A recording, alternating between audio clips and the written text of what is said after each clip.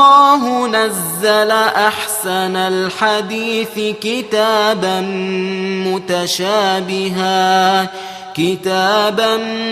متشابها مثانية تقشعر منه جلود الذين يخشون ربهم ثم تلين جلودهم وقلوبهم إلى ذكر الله. Assalamu alaikum wa rahmatullahi wa barakatuhu. Welcome to another episode of our fascinating series, The Sciences of the Qur'an. This is your host, Yasir Qadhi. In our previous episode, we had discussed the beginning of the compilation of the Qur'an that was done during the life of the Prophet ﷺ, and then the second stage that was done during the Caliphate of Abu Bakr as-Siddiq. In today's episode, we will continue from where we left off.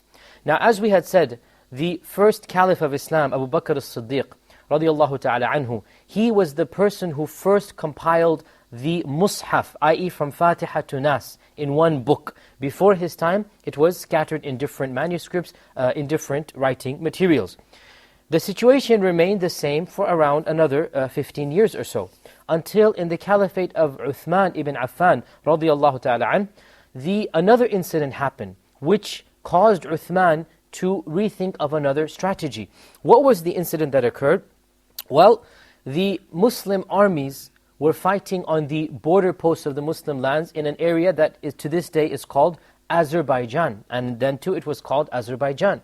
And what happened was that the Muslims of Mecca and Medina had met with the Muslims of Syria, Damascus, other places. They had all met together on the front lines. And lo and behold, they were reciting the Qur'an differently. And the reasons for this will become clear in another future episode. But they were reciting the Qur'an, each one from a companion, and they had slight differences in their recitation. And these Muslims did not realize where these differences came from. Later on we will learn that these differences came from the Prophet ﷺ himself. But these Muslims were unschooled in the recitations of the Qur'an, and they began fighting one another almost to a physical fight. They began saying that my recitation is better, your recitation is wrong, I know how to recite, you are ignorant, even though all of these companions were reciting, people were reciting from the companions' recitations. Now the companions themselves did not fight, they knew where these differences came from. But their students, those who took the Qur'an from them, they were the ones who didn't know where these differences came from. And so they said, my version of the Qur'an is better. And the other said, no, my version of the Qur'an is better. And so a companion who was present there by the name of Hudhayfa ibn al-Yaman, he said, O Muslims, what are you doing? Are you going to fight like the Jews and Christians fought over their books, that they have different versions and different scriptures?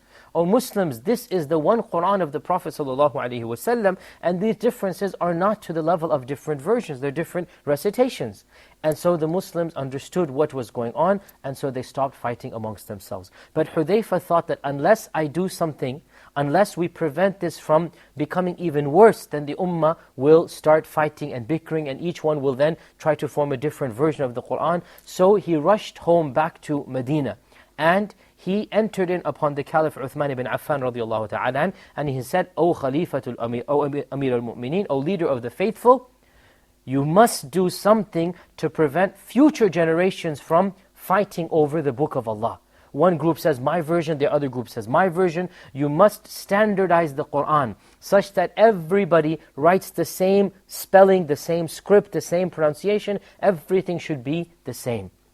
So Uthman ibn Affan called a gathering of all of the companions, and Hudhayfa ibn al-Yaman spoke to them and explained to them that unless we do something and standardize all of the copies of the Qur'an into one standard copy, then we are going to face difficulties down the line. So all of the companions agreed to this, and so Uthman ibn Affan recalled the Mus'haf that was written by Abu Bakr as-Siddiq, and he ordered a committee to be formed, and this committee was composed once again of the very same person who was in charge of the first one, that is Zayd ibn Thabit, and then as well 3 or 4 other members were added who were very knowledgeable of the Arabic language and of the dialect of the Quraysh.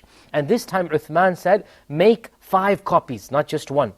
and write it in the spelling of the Quraysh, because the Qur'an was revealed in the dialect of the Quraysh. So write it in the spelling of the Quraysh and make 5 copies. And so this committee gathered together, and within the period of a few months, they made 5 different copies of the same Mus'haf Abu Bakr. They made 5 copies.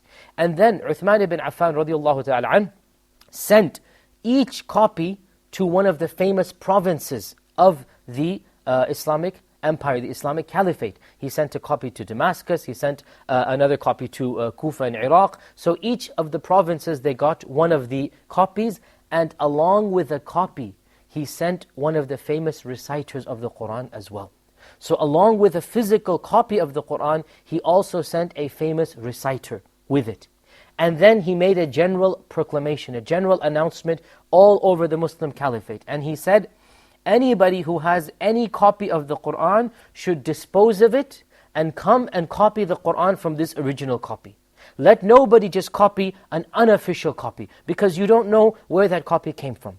So he disposed of all of the Qur'ans. Now when you dispose of the Qur'an, we are not supposed to just throw it away in the trash or throw it away in the garbage. No, rather we're supposed to get rid of it in a way that nobody can disrespect it. So of the ways you can dispose of it, you can dip it in water or in the ocean, and the ink would dissolve. This is the old ink we're talking about. And of the ways that you can bury it in a deep, far away place until it decomposes. Because remember, the earliest Qur'ans were written on leather or parchment, which decomposes. And of the ways is that you can burn it, not as a sign of disrespect, but rather as a protection of future disrespect. In other words, you get rid of it in a way that other people will not be able to disrespect it. And this is an important factor, because when we say that the Qur'ans were burnt by the early Muslims, from the Western mentality, to burn a book, generally speaking, is to show disrespect to it. But when you do this to the Qur'an, it is to make sure that nobody tramples on it or nobody throws it away. In other words, you get rid of it in a manner that will prevent its disrespect later on. Now, this was what was done, that all of the Qur'ans and all of the mushafs of all of the ummah were then taken and disposed of, and anybody who wanted a Qur'an had to copy it directly from the Mus'haf of Uthman ibn Affan, and that is why we call it the Uthmanic Mus'haf. All future Qur'ans, even up to our times, conform letter for letter, word for word with the Qur'anic Mus'hafs. It was a drastic measure, but it was a necessary measure. And it is due to Uthman, it is due to the efforts of Uthman ibn Affan radiallahu ta'ala anhu, that Allah subhanahu wa ta'ala preserved the Qur'an. To this day, there is no different version of the Qur'an. There is but one Qur'an. And this is due to the blessings of Allah subhanahu wa ta'ala that He showered on Uthman ibn Affan. And this was done by the unanimous consensus of all of the companions at the time.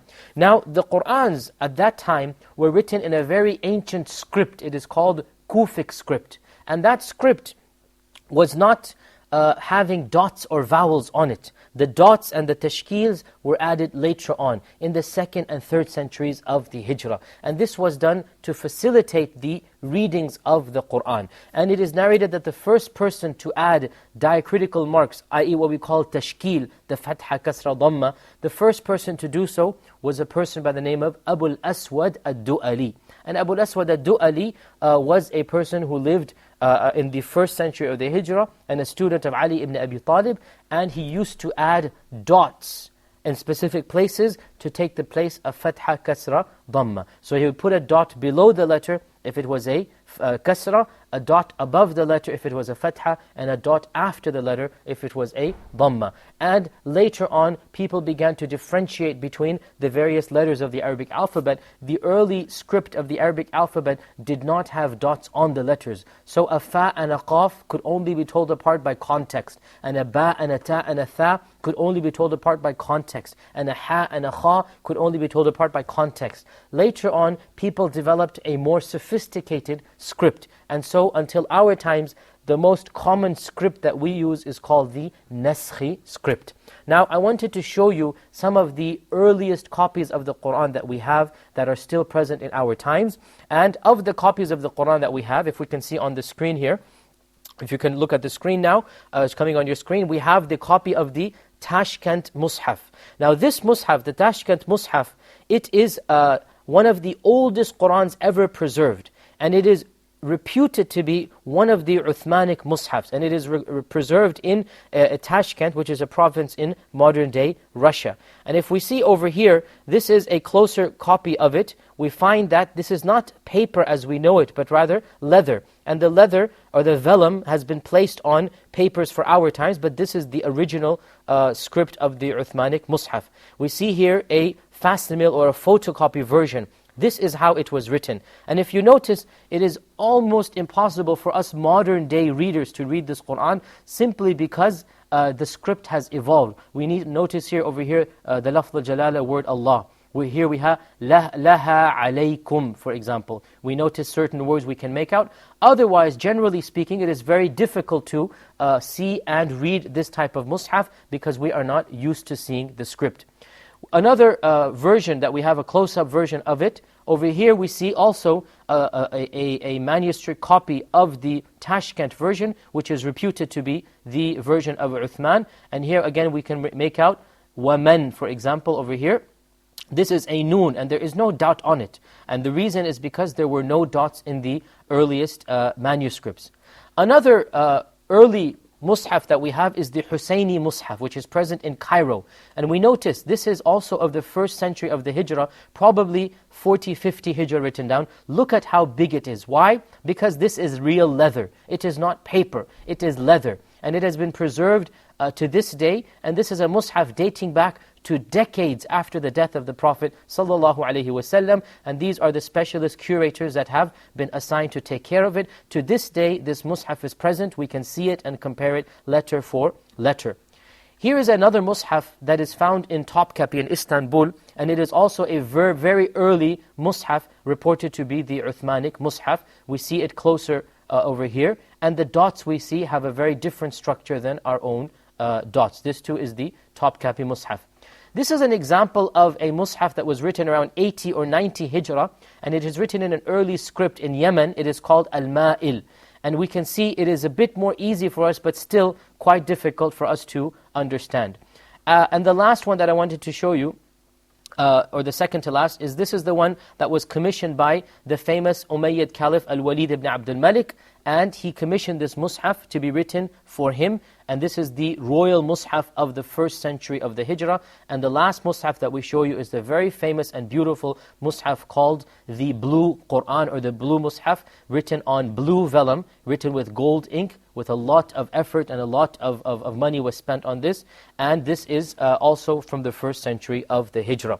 And this gives us some examples of the earliest Mus'hafs that were written, and they are available to this day. Anybody who wants to compare letter for letter and word for word, they can do so. The Qur'an indeed has been preserved from the time of the Prophet Muhammad sallallahu alaihi wasallam. This leads us to the conclusion of today's episode. I hope you were interested in these mushafs and manuscripts, and you can log online to various websites and see even more pictures. I hope to see you in our next episode. Until then, Assalamu alaikum wa rahmatullahi wa barakatuh. الله نزل أحسن الحديث كتابا